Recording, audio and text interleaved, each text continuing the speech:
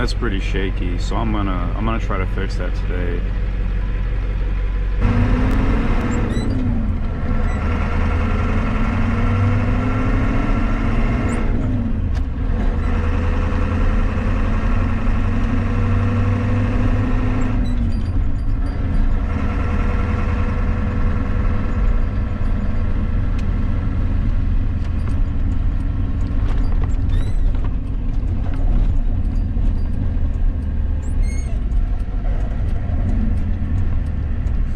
Hopefully some of the footage of the steering wheel going like that would turn out. Maybe not. And you probably couldn't see it, but the speedometer would kind of jump a little bit because of the vibrations. And I'm sure I got a lot of this, but how I plan on fixing that is with this. This is a rebuilt injector. So the story is I actually rebuilt all 8 injectors in this, and that was last November, and I was filming the whole rebuild process, but it was cold, and I wasn't really, I don't know, I guess I was just too damn cold. So I have some of the rebuild process. I don't think I ever finished it, so yeah, that's what happened with that. So, but the problem why I'm having to replace one more, this is actually one of them that I had rebuilt. When I changed all the injectors, 7 of them were good, but I guess one of them, there's like down in this lower section, there's it's like a striker plate or a spacer plate. Well, when I dropped it in there, it must have been crooked or something, and I assembled it like that. And then what happens is when it's like that, and you start, because these are 2 halves here, this is the lower half, this is the upper half, and you have to tighten these together. Well, it compresses that part, and it takes that little spacer piece that's down there, and it'll crack it. So I didn't know that happened when I was reassembling them. So I got all these injectors rebuilt and replaced them all. And I took this thing for a drive, and I'm sitting there driving, you know, first gear, you're up here and you're like first, second, third, going like that. And it was just like, oh my God, I didn't know what happened. So I took it and I got it diagnosed. They did a cylinder contribution test, and they found, okay, so we're under the hood, and what was found out during that cylinder contribution test was it was the number 7 cylinder, which is the very far one. And the issue was I needed the truck to run good right now, so I took one of my old injectors, because when I rebuilt these, I bought 4 spares, and I rebuilt those spares, and I did that side, and then I had these 4 pulled out, or no, I had those 4 pulled out, and I replaced those, and I rebuilt those. And then another day I took this side out and I replaced all 4 of those.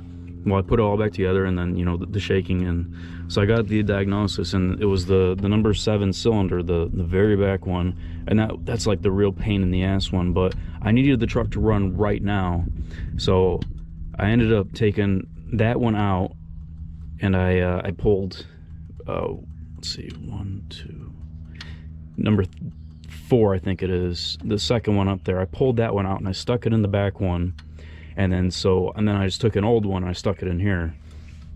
So right now I think all the shaking is due to that one unrebuilt fuel injector. So I'm gonna pull that one out and put it in with the other, or replace it with the one that I did rebuild, and I rebuilt it slowly. So hopefully there's no problems with it. And I guess if that doesn't fix it, then I just won't post this video.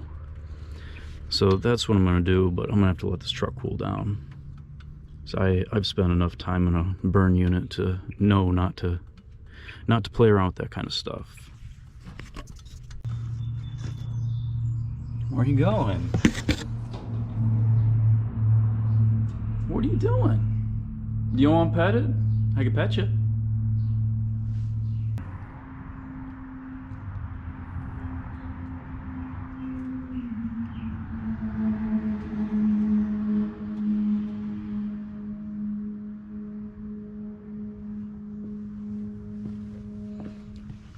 I like having them.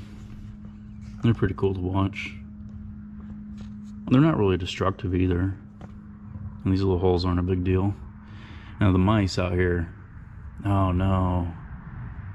I was gonna get a feral cat for out here, but then the feral cat would probably kill all them.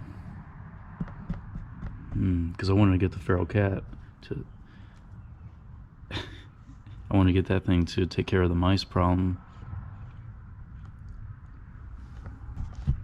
Alright, the engine's cooled down a little bit, so got a battery attached to this. I know this looks a little janky here, but this truck didn't originally have AC. It's something I added, so it's not completely factory. Like, even I don't think that's supposed to be there, but I made it all work. But the first step is going to be to unbolt the valve cover. Alright, so I'm going to start with getting this dipstick moved out a little bit. And I wish I had a cushion. Oh, I might have to go find something. This is painful. I'll be right back. Okay, so I am going to start out by undoing that bolt to get that away from there. Okay, that's a 10mm.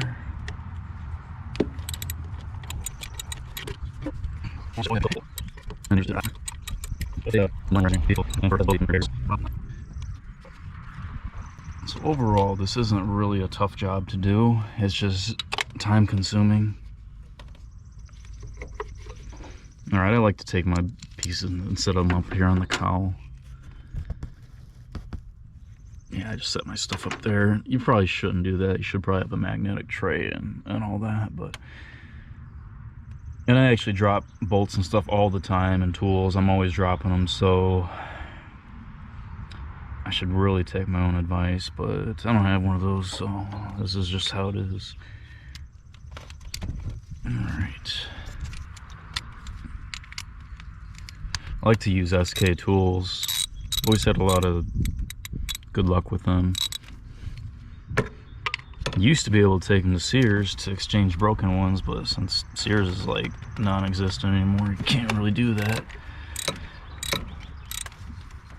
So this dipstick support, it's like one of those two-piece bolt and stud deals where you got the stud and then a nut that threads down on the stud to hold the support for the dipstick. So this coolant line runs back to my bed because I have a heater back there for the winter for my porta potty tank. That's what that's for, and I wish I would have put it over on that side, but I didn't.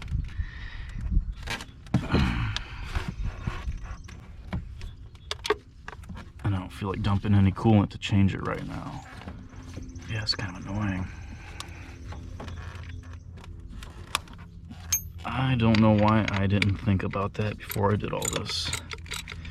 Especially since I added this, you know, this was like last year that I put the AC stuff on. I should have put it on the other side of that coolant line. Maybe I couldn't because of the way everything moves in there. It's kind of weird for me because I always sit there and just plan everything. Everything is always planned out. Like even my whole day today, everything's planned. I don't know why I operate like that, but it's like I usually plan my whole day the night before. That's why I get so upset when things don't go right, because, you know, I had a plan. I was trying to follow a plan.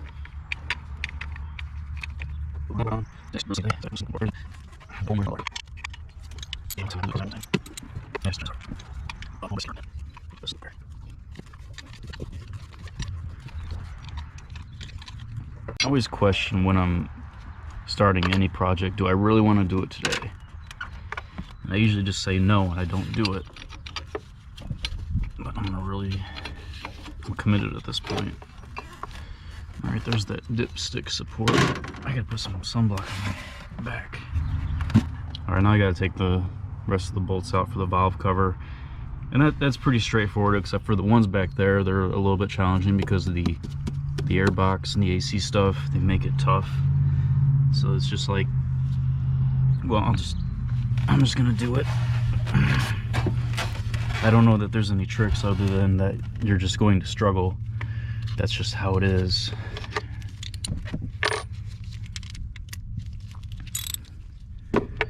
Yeah. How do do I do it? I think I use a short or a standard. And I think I just go in there hoping for the best.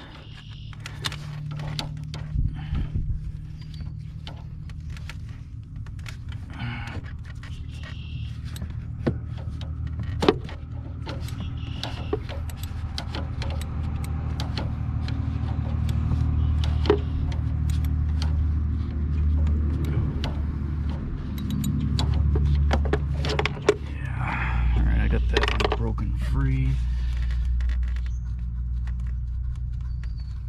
I think what I do when I put this back together, like these two back ones, the ones that are hard to get to, I try to use the best looking bolts for them. That way I can thread them in by hand as much as possible, because otherwise you're getting 1 or 2 clicks off of a socket wrench. That's one. I think there's one more that's even more difficult.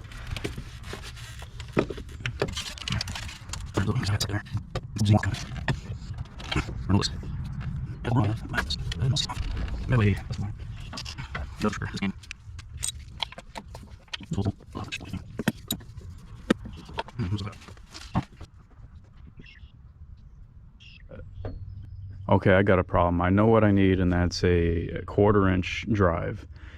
And I didn't bring a 1/4-inch drive socket set with me, and I sat there and looked at it this morning, but I was like, you know what, I have all these 1/4-inch drive socket wrenches here, so it'll be no big deal, you know, because I'm that fucking stupid to know that my fucking 1/4-inch drawer will be completely void of 1/4-inch fucking socket wrenches.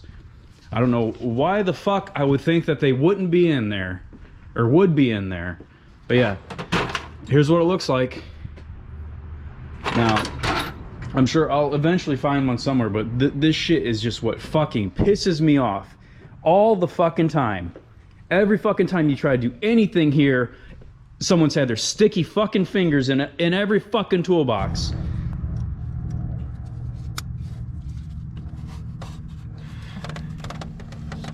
All right, here's what I found to use. It's absolute shit, and I don't know, it probably won't work because it doesn't ratchet. And I'm not gonna edit that out either, because, you know, that's how it is. That's how it is to just work on shit here. Every fucking thing takes 4 times as long as it should because of everyone else. Constant.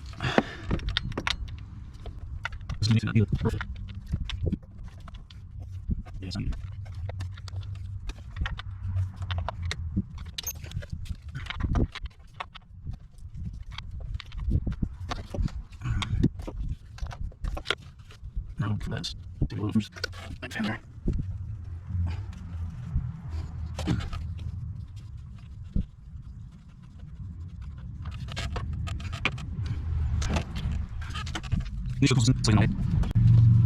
I'm not really just overreacting. It's always been that way. Every job site we'd always lose pliers, screwdrivers. We'd lose just so much shit, and it was always the same people, just over and over. You know, because they're done with it and they just toss it. Always been that way. And there's nothing you can do about it. No, I didn't. No, I didn't. Wasn't me. Nope, wasn't me. It's always the same. No one ever did anything. No one's ever had any responsibility for themselves. That's just how it is. Just living the easy life. And me, I'm sure you kind of figured it out by now. No one helps me with anything. And yeah, it used to be frustrating, you know, I can do all this stuff completely by myself. And usually if someone says they were gonna help, they just wouldn't show up. You know, talk is cheap.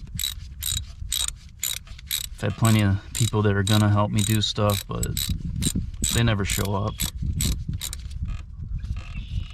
So I just try to do everything by myself, and that's just the way it is. And then someone will watch this video and be like, oh, next time you should call me. Yeah. So I've had a lot of good success with that. Yep, everyone's always all gung-ho about everything, but when it comes time, nah, no one ever shows up. You can sit there and plan shit a month in advance, and then 30 minutes before, oh, I can't make it. You know, I used to do a poker night at my house. Like the first couple times I did it, it was an awesome time. Everyone had such a great time, you know, because they were all excited about it. And everyone's all, you should make this a regular thing, you know. So I thought everyone meant that. I thought they meant I should make it a regular thing, you know, because when someone says something like that, I assume that, you know, when they say that, they mean it. But that's not the way it was, you know. Be the same thing. I'd try every 2 weeks to have a poker night. And then, you know, a poker night, it's not like a house party. I got 6 chairs. So I can only invite 6 people, or well, 5 counting me. So then, you know, I'd have everyone invited, everyone's gonna come. 30 minutes before, I'd start getting those messages, I can't make it, can't make it, can't make it. I think the last one I had, only 1 person showed up. So yeah, I quit doing those. Fucking people. You can never depend on anyone but yourself. And I don't try anymore. I don't ask anyone for help, and I don't expect anyone to help. Don't ever expect something like that in life.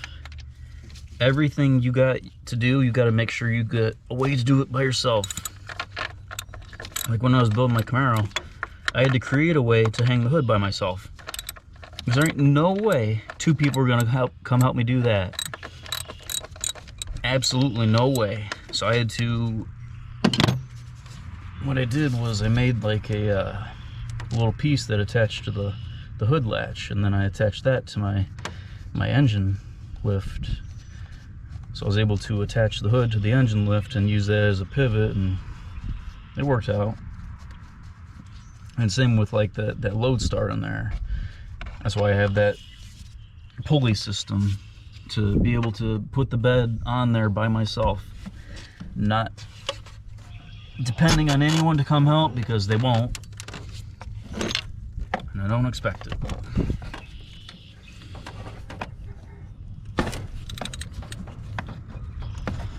What the fuck?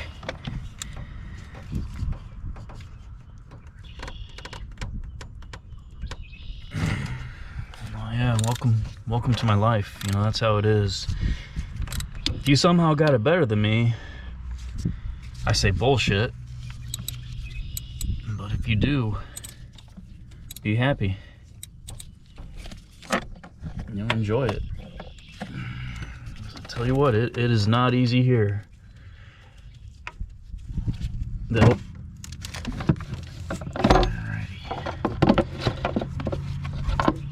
This usually gets stuck.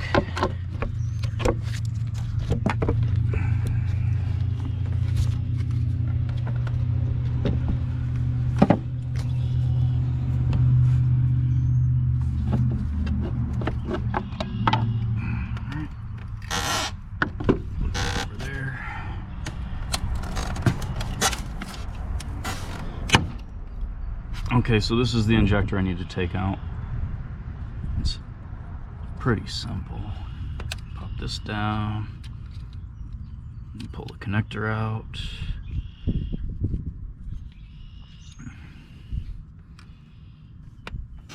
Some paper towels. That's just the polystyrene. Alright. I'm gonna get an Allen wrench to take this oil deflector off. Take that off for a little more space.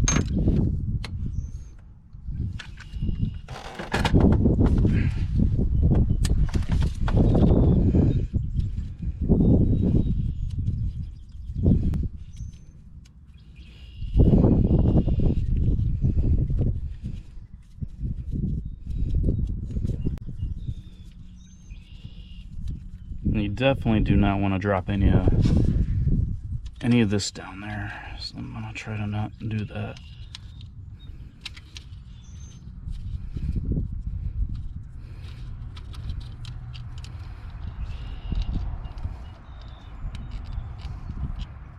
Just leave that right there.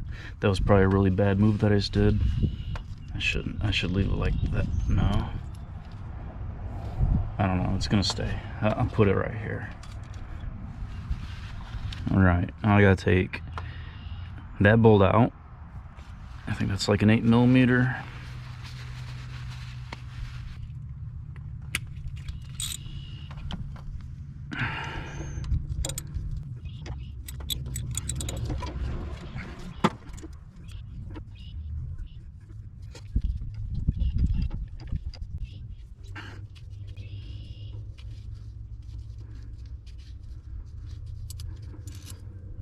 Bolt. Put that there. All right, I need to get some needle nose pliers and pull the plug off the glow plug. Oh hell. I have to have 1/4" sockets to get those glow plugs out. Oh my god. Maybe I'll, well, you know what, there was a socket set. I found a socket set that had 1/4" drive stuff in there, just no ratchets, so I'll probably be okay. So I'm gonna grab some needle nose and then I'll probably go grab that socket set. Let's pause the video. I need those pliers, grab that plug, and pull it up and out of the way. That's for the glow plug. Okay, I got my new rebuilt injector here and ready to go. So it's gonna go like that, and I want to kind of have it right here, because what I'm gonna do, I'm gonna pull this injector out, I'm gonna stick it over here, then I'm gonna stick this one in fairly quickly. And really the right way would probably be to pull it out and pump the oil out of the cylinder and all that. And I'm going to do that, just not in that traditional way. So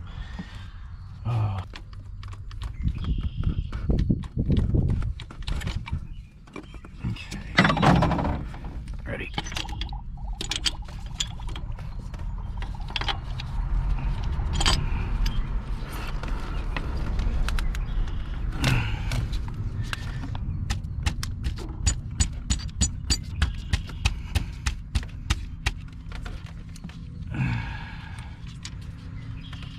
So I was just trying to minimize the amount of oil that went down there by doing it like that.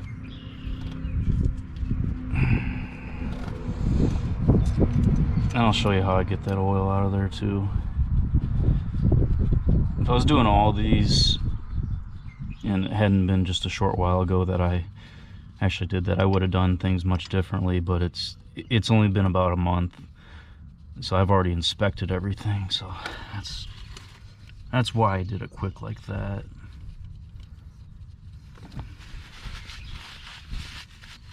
All right, I'll take this injector, make sure that the copper ring is still on there. If that copper ring's not on there, you got to pull this back out. Get my injector tightened back down.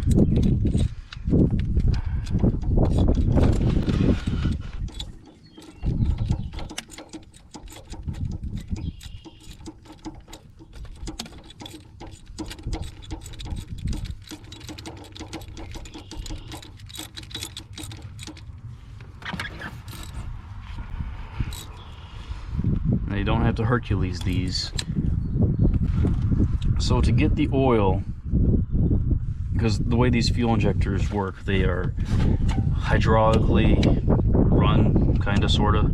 There's a high pressure oil pump that provides high pressure oil to the rail, and the oil pressure, this is a solenoid, it pulls the poppet valve up and it lets the oil push the fuel, I guess, and that creates the high pressure fuel. So when I pulled that, oil and diesel went down into the cylinder, so now I got to get that out, and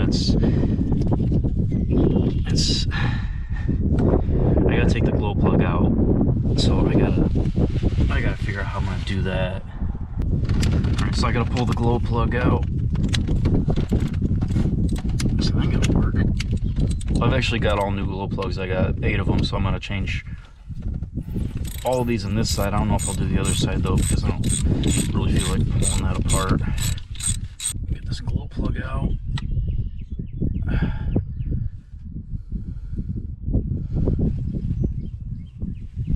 It's all oily from everything that ran down there. I'll go ahead and put this back on too.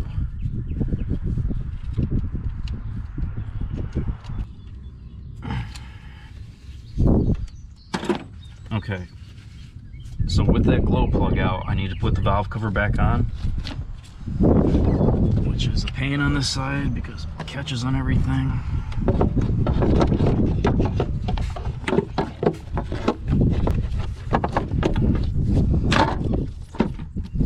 And I'll need to put a bolt on the top and the bottom.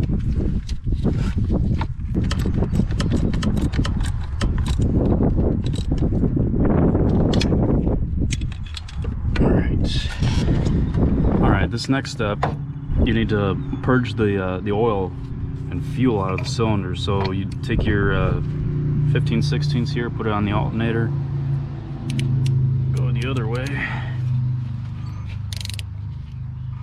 If you go kind of slow, you'll be able to blow everything out of that cylinder, but make sure you have that on there, because you would be so surprised at the force at which oil comes out of there with it off, and then you would end up with oil spray all over your garage door and your siding and your driveway, and then 3 years later it would still be there. So you want to do some revolutions of the engine.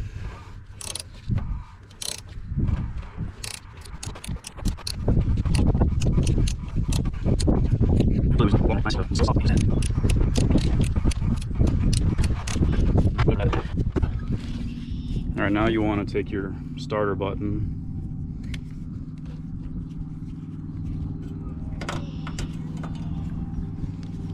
you want to connect it between the starting terminal and your battery. Well, I could just hook it over here. And then I'm going to do the same thing, crank it over. I'll have to drop some pliers.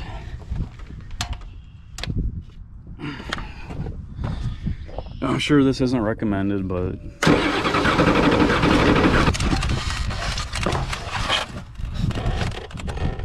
alright, now we'll take the valve cover back off.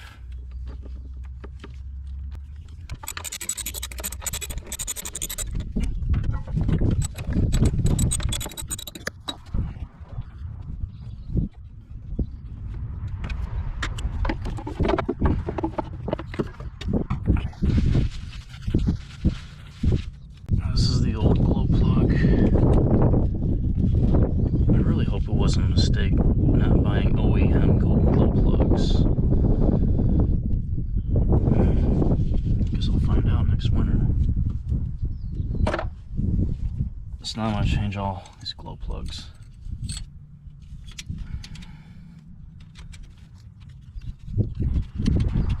Get on with it.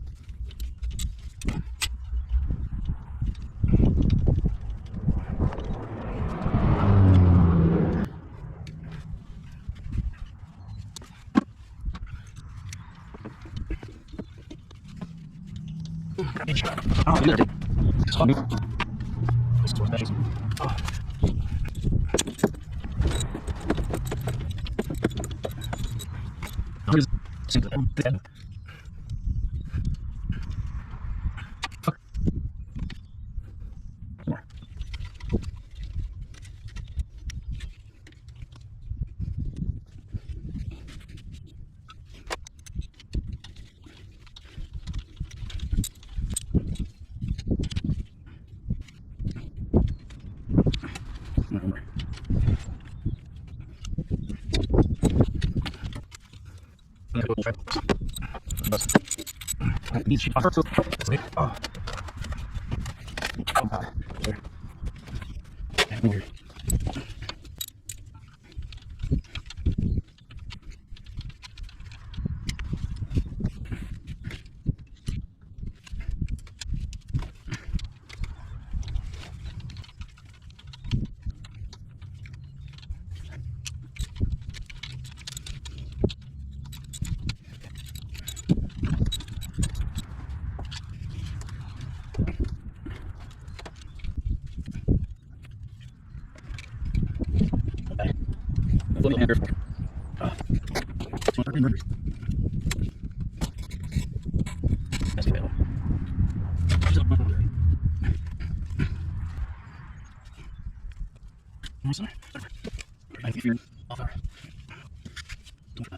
we're gonna want to turn this over by hand again, because I did get a lot of oil into the cylinders through the glow plug holes.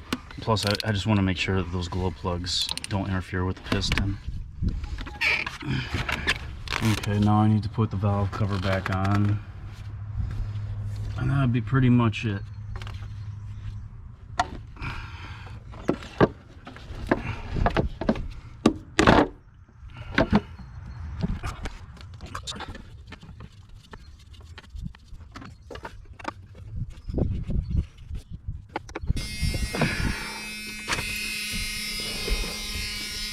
Double buzzer.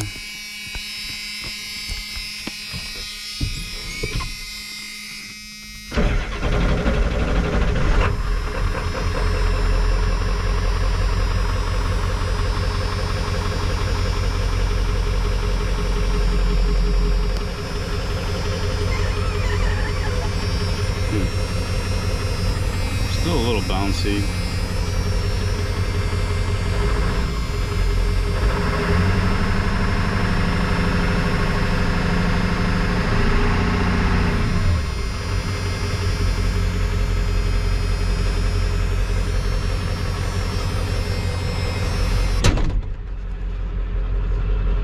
Might have some air in there, or maybe the injector wasn't the problem.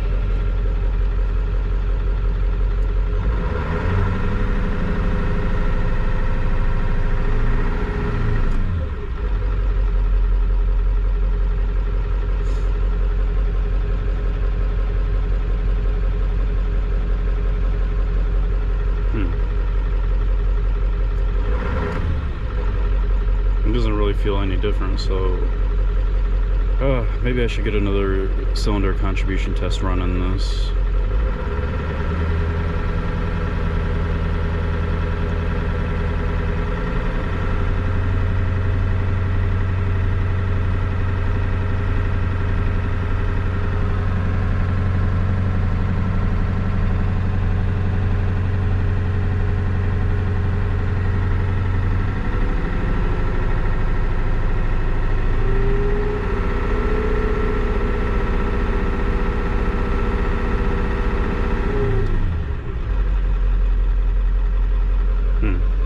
Don't know. Well, I'm back at my house. My truck didn't really run any better or worse, so I guess my next step will be to take it to a diesel shop and get a cylinder contribution test run and figure out which injector is really the problem. But for now, I'm just gonna change the oil. I don't think that I will video that because that's, well, everyone knows how to change oil, so there's not really any purpose in doing that. So that's it. 324,203 miles.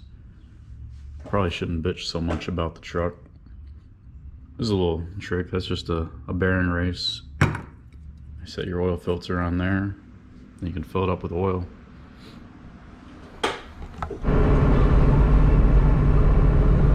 Well, my truck's been running pretty good. The shifter's not really shaking. Well, it is a little bit, but most of that's just the road. And speedometer, it's pretty stable.